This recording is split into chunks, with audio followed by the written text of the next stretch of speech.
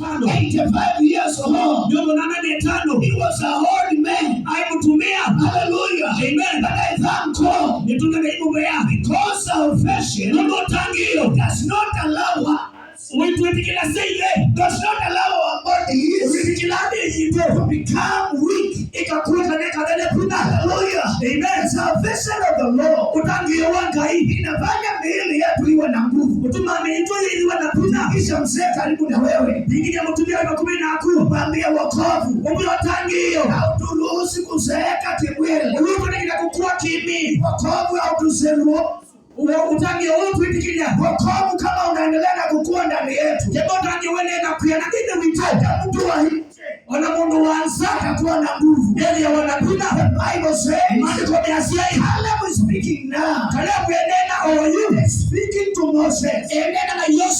He's speaking to Joshua. Hallelujah. Amen. And the Bible says he's 85 years old. And he's claiming a promise that he was given 45 years ago.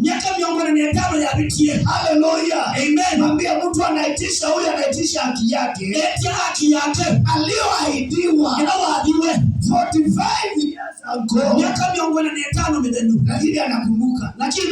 Kwa sababu watu wa Mungu akili zao hazikomi, hazichanganyikiwi.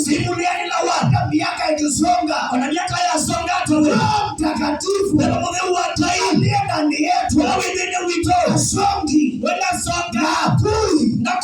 Kwa sababu yako ndani yetu hakubalishi akili zetu kuchanganyikiwa. Hallelujah. Amen. So I'm challenging the holy people who are here. Hallelujah. Amen. I want to challenge you today. Usikubali ya kwamba umezeeka. Because in salvation hakuna kitu kinaitwa kuzeeka. Hallelujah. Amen. Caleb anasema, I was 40 years old when the Lord through his servant Moses, amen, promised me about this land.